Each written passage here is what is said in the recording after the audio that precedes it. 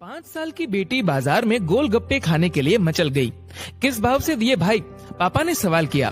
गोलगप्पे वाले ने जवाब दिया, 10 रुपए के 8 दिए साहब। पापा को मालूम नहीं था गोलगप्पे इतने महंगे हो गए हैं। जब वे खाया करते थे तब तो 5 रुपए के 10 मिला करते थे। पापा ने जेब में हाथ डाला, 15 रुपए बचे थे। बाकी रुपए घर की जरूरत का सामान लेने में खर्च हो गए थे। उनका गांव शहर से दूर है। 10 रुपए तो बस के किराए में लग जाने हैं।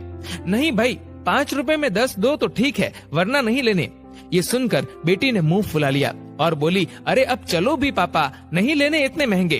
पापा के माथे पर चिंता की लकीरें उभर आई। अरे खा लेने दो ना साहब, अभी आपके घर में है तो आपसे लड़कर भी खा सकती है। कल को पराए घर चली गई तो पता नहीं ऐसे मचल पाएगी या नहीं। तब आप भी तरसोगे बिटिया की फरमाइश पूरी करने को। गोलगप्पे वाले के शब्द थे तो चुभने वाले, पर उन्हें सुनकर पापा को अपनी बड़ी बेटी की याद आ गई, जिसकी शादी उन्होंने 3 साल पहले एक खाते पीते पढ़े लिखे परिवार में की थी। ससुराल वालों ने पहले साल से ही उसे छोटी छोटी बातों पर सताना शुरू कर दिया था।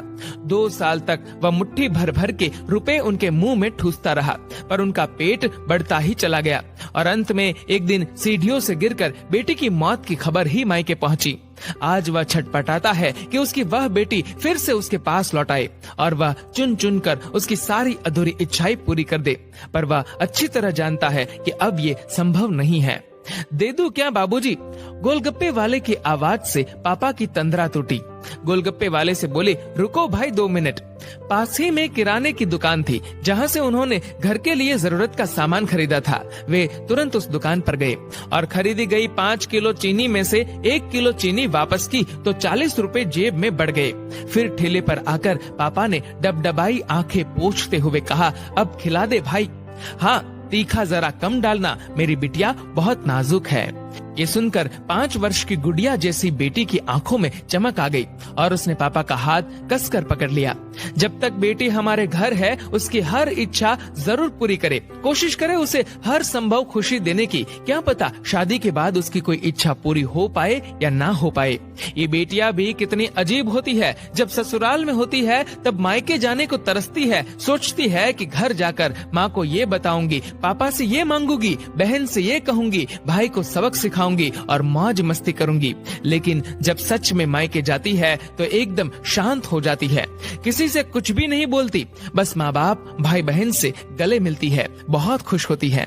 भूल जाती है कुछ पल के लिए पति और ससुराल, क्योंकि एक अनोखा प्यार होता है मायके में, एक अजीब कशिश होती है मायके में। ससुराल में कितना भी प्यार मिले, माँ बाप की एक मुस्कान को तरसती है ये बेटियां। ससुराल में कितना भी रोए पर मायके में एक भी आंसू नहीं बहाती ये बेटियां, क्योंकि बेटियों का एक भी आंसू माँ बाप भाई बहन को हिला देता है, रुला देता है। कितनी अजीब है ये बेटियां, कितनी नटखट है ये बेटियां। भगवान की अनमोल देन है ये बेटियां। हो सके तो बेटियों को बहुत प्यार दे, उन्हें कभी भी न रुलाए, क्योंकि ये अनमोल बेटी 2 परिवार जोड़ती है, 2 रिश्तों को साथ लाती है अपने प्यार और मुस्कान से।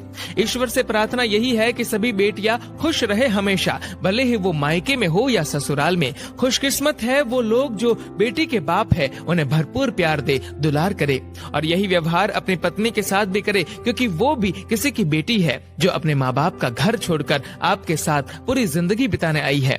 उसके पिता की सारी उम्मीदें सिर्फ और सिर्फ आपसे है।